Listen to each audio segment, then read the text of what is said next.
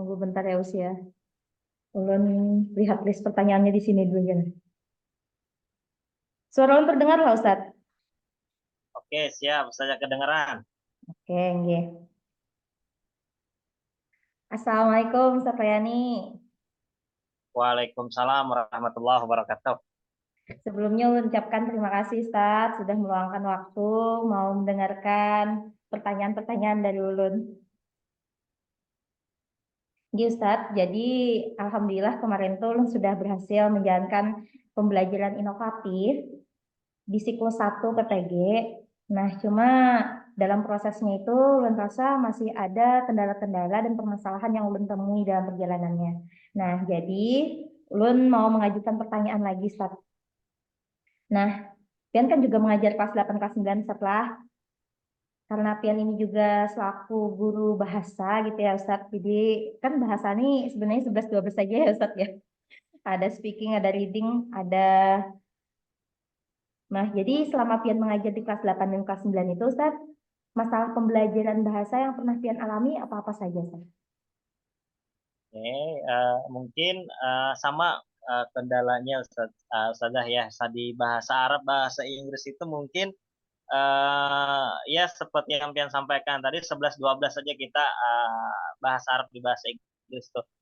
Yang saya temui bahkan itu sering ya dari pembelajaran saya itu adalah ada dua hal yang sering jadi masalah itu. Satu, masalah apa namanya, anak ini mudah berkata tidak bisa.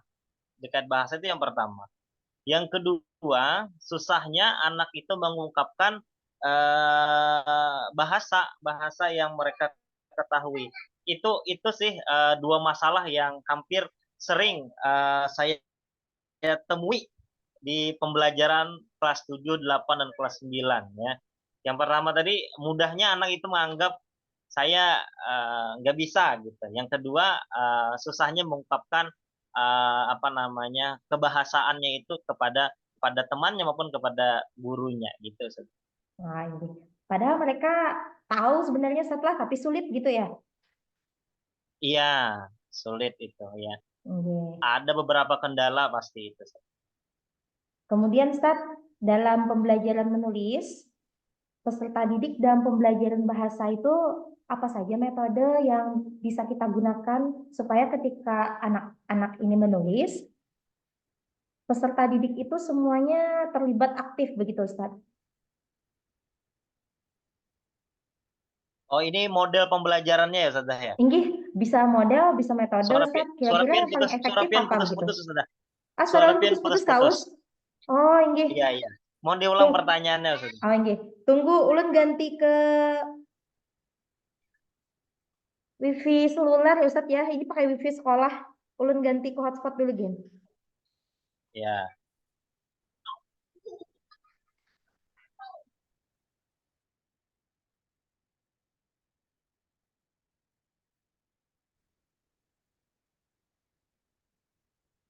Bagaimana, Ustaz? Suara ulun jelas lah? Oke, udah jelas. Oke. Diulang pertanyaan, Ustazah. Iya, siap. Nah, jadi dalam pembelajaran menulis itu, Ustaz, peserta didik itu selama ini metode apa yang paling bisa meningkatkan partisipasi peserta didik ketika kita sedang mengajarkan menulis kepada mereka?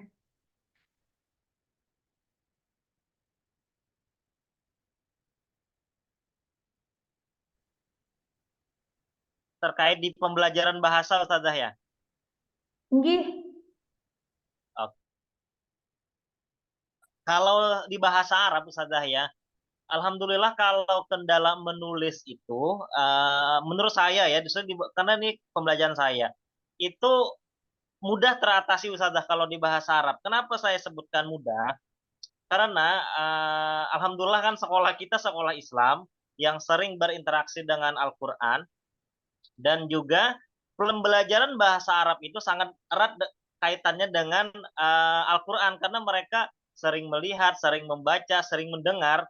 Jadi untuk pembelajaran bahasa Arab untuk menulis itu sepertinya itu tidak terlalu menjadi kendala bagi saya. Kenapa? Karena sekali lagi saya itu dimudahkan dengan tadi karena bahasa Arab, Hmm. mereka itu udah familiar dengan apa ya, dengan tulisannya, dengan yang sering mereka dengar dan lain-lainnya. Paling kendalanya itu pada kata-kata tertentu saja. Jadi yang saya lakukan itu biasanya kalau dalam pas pembelajaran itu adalah tujuan pembelajarnya menulis, itu paling yang saya lakukan adalah biasanya ya Ustazah, untuk mengantisipasi hal-hal yang istilahnya itu asing bagi mereka. Yang pertama, saya sampaikan dulu tulisannya seperti apa. Kemudian, ini contoh di kelas 9 ya Ustazah ya. Kemudian saya ulang-ulang itu, entah itu di video atau itu di apa namanya di papan tulis. Nah, jadi mereka mulai familiar seperti itu. Tapi untuk di kelas 7 biasanya mulus ini kendalanya di dasar penulisannya Ustazah. Sekali lagi nih di bahasa Arab, misalnya apakah huruf ba sama ro itu boleh bersambung atau enggak? Nah, itu Ustazah kendalanya. Kalau di menulis. Oh iya, Ustaz. Alhamdulillah. Terima kasih Ustaz lah untuk poin ini. Kemudian Ustaz, di dalam pembelajaran bahasa kan, khususnya juga bahasa Arab di kelas pian, pastinya ada pembelajaran berbicara ya Ustaz ya. Nah, ini menurut Ada. Pian, metode apa yang paling tepat yang bisa diterapkan untuk pembelajaran berbicara? Oke, ya kalau di bahasa Arab itu namanya muhadatsah Ustazah ya. Apa namanya istilahnya itu percakapan lah. Kalau selama ini yang saya laksanakan khususnya karena muhadatsah ini kalau bahasa Arab adanya di kelas 8 dan kelas 9 Ustazah. Kelas 7 itu masih belum, masih dasarnya. Metode yang saya lakukan selama ini Ustazah ya biasanya di apa istilahnya itu ya? eh Textbook lah, nah bahasa textbook bisa dikatakan seperti itu. Itu metode yang saya lakukan biasanya teks yang ada di buku itu saya praktekkan ke anak-anak. Kemudian nanti setelah pembelajaran 2 atau 3 kali pertemuan, teksnya itu dimodifikasi. Dimodifikasi dengan memasukkan kosakata yang saya berikan, Ustazah. Dengan kondisi sesuai realita yang ada di kelas. Nah, biasa seperti itu. Atau realita yang sesuai dengan kepribadian mereka. Nah, seperti itu Ustazah. Tapi sekali lagi ini sangat apa istilahnya itu ya. Selama yang saya pelajari, saya laksanakan saya sangat tidak boleh dikatakan kurang maksimal hasilnya. Kenapa? Tadi saya sampaikan di awal. Satu, mereka itu sangat mudah mengatakan saya tidak bisa. Itu kendalanya untuk di muhadasah. Yang kedua, mereka itu kurang pede. Itu. Jadi saya merasa selama saya ngajar bahasa Arab kurang lebih sekitar 7 tahun itu masih sangat jauh boleh katakan hasilnya. Dengan kendala dan beberapa kendala-kendala lagi di belakangnya. Seperti ya tadi susahnya apa namanya kosakata mungkin mereka menghafal dan lain-lainnya itu saja. Terima kasih banyak Ustaz. Ini tahapan-tahapan yang Pian paparkan, Masya Allah nih memberikan inspirasi juga bagi Lun. Sepertinya bisa aja diterapkan untuk bahasa Inggris juga ya kan.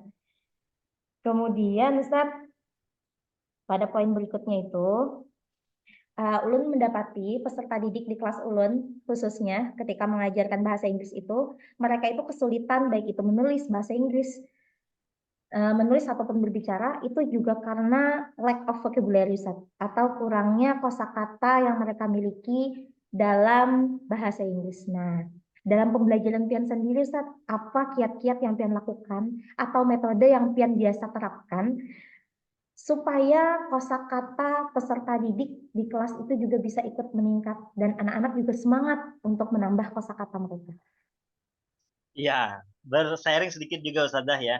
Selain yang seandainya berjalan dengan baik kita menerapkan pocket itu Ustazah ya di sebelum masuk kelas itu kan lumayan membantu Ustazah ya. Saya biasanya juga ada setiap pertemuan itu, ini sedikit jadul, cuman ini efektif Ustazah.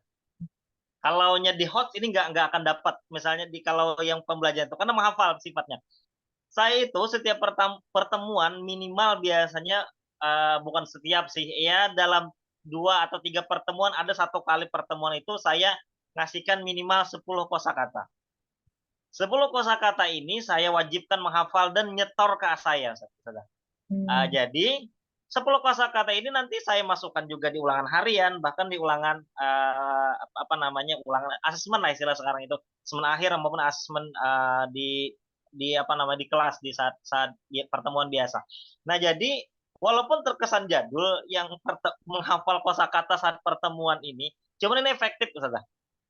Menurut saya ya, ini menurut saya, ini efektif untuk pembelajaran khususnya di bahasa. Kenapa? Karena kalau saya terapkan terapkan misalnya mereka saya ulun biarkan nggak dikasih kosakata, biarkan mereka belajar sendiri, itu sekali lagi menurut saya mereka nggak akan dapat kosakatanya. Khususnya bahasa Arab karena mungkin beda ya bahasa Inggris mungkin biasa aja dari mereka nonton film, mereka lihat-lihat apa itu bisa mereka dapat. Tapi bahasa Arab kayaknya kecuali mereka memang suka pembelajaran bahasa Arab. Kalau mereka nonton film Arab, kayaknya enggak deh. Nah, seperti itu Ustaz. Ya, gitu ya kira-kira. Oh iya bener banget nih Ustaz. Dulu tuh pernah Ustaz menerapkan ini, tapi seiringnya berjalannya waktu kan kita pelatihan-pelatihan, HOTS dan lain sebagainya. Ulun tuh jadi menyampingkan ini gitu nah, Ustaz. Karena merasanya tuh Iya, kayak kurang kurang merdeka gitu Ustaz lah. iya. Tapi nggak apa-apa Ustaz. Ini menurut saya sekali lagi, karena menurut hemat saya itu yang paling efektif Ustaz ya, saat ini. Kayaknya Iya, bisa nih ulun gitu sih. terapkan lagi nih Ustaz. Iya, Ini yang terakhir Ustaz. Jadi kan kita ini sudah kurikulum merdeka lah, dan di kurikulum merdeka ini kan yang sangat nampak terlihat adalah penerapan pembelajaran berdiferensiasi. Nah, menurut Pian, model pembelajaran inovatif apa yang paling dirasa sangat efektif untuk menerapkan pembelajaran bahasa yang berdiferensiasi, Ustaz? oke. Untuk pembelajaran berreferensi, menurut saya bahasa ini khususnya paling mudah menerapkannya Ustaz. Kenapa? Karena di bahasa ini kita mengenal istilah kalau di bahasa Arab ya kiroah, kitabah, apalagi muhadasah tadi ya. Mungkin di bahasa Inggris juga sama, ada listening, ada apa namanya, ada percakapan dan lain-lainnya. Nah, ini kalau di pembelajaran berdiferensi itu sangat mudah Ustazah jadinya. Contoh, apa namanya, dalam satu pertemuan itu saya mau memfasilitasi anak yang memang apa namanya istilahnya itu yang auditori maupun yang apa kinestetik dan lain-lain itu terfasilitasi semuanya. Contoh misalnya gini Ustaz. Dalam satu pertemuan itu contoh materinya misalnya tentang asaah jam misalnya. Ini saya mau memasukkan pembelajaran berdiferensiasinya sangat mudah. Kenapa? Pertama, misalnya untuk anak yang auditori atau suka mendengar, itu biasanya saya apa namanya? Saya berikan pembelajaran yang memang dari apa namanya? Dari audio dan mereka bisa langsung menebak ini jam berapa. Dari kegiatan-kegiatan deskripsinya seperti itu. Nah, jadi itu atau auditori. Tentang estetik model anak misalnya suka pembelajarannya. Ini saya terapkan dengan anak yang suka berjalan misalnya.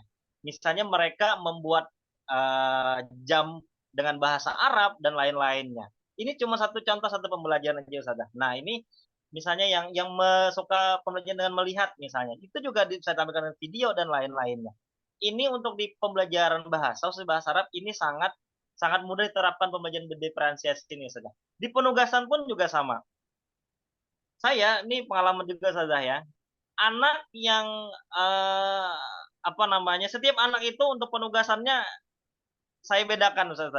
Saya bebaskan mereka memilih. Misalnya anak yang suka berbicara, ini saya persilakan tugasnya itu dengan apa namanya menggunakan video dengan narasi di dalamnya. Misalnya my life apa itu seperti itu Ustaz. Nah, jadi mereka dengan bahasa Arabnya Oh, ya oh, oh. anak yang suka menulis itu silakan mereka bikin laporan menulis dengan bahasa Arab tentunya. Ya, anak yang nggak suka menulis, nggak suka video, mereka langsung laporan aja misalnya, langsung ngomong, boleh langsung ke saya. Seperti itu sudah. Jadi bahasa ini sangat sangat mudah memasukkan untuk pembelajaran berdiferensiasi itu. Enggak bahasa sih, semua pembelajaran juga mudah, tergantung gurunya seperti itu. Di bahasa ini sangat sangat sangat banyak lah, tergantung gurunya lagi apa ya, mau keluar dari zona nyamannya. Karena ya kita perlu berpikir ekstra Ustazah. Apalagi setiap pertemuan. Itu Ustazah ya.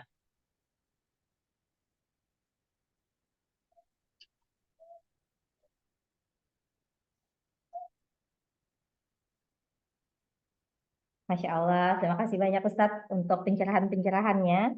Dari diskusi kita kali ini, Alhamdulillah mendapatkan insight-insight baru untuk bisa diterapkan nanti di model pembelajaran pada PPL berikutnya. Jazakallahu khair Ustadz atas waktunya dan terima kasih banyak atas pencerahannya. Perlu ucapkan terima kasih. Assalamualaikum warahmatullahi wabarakatuh. Waalaikumsalam warahmatullahi wabarakatuh. Iya, terima Boleh kasih keluar Ustadz. Ustazah ya. Iya.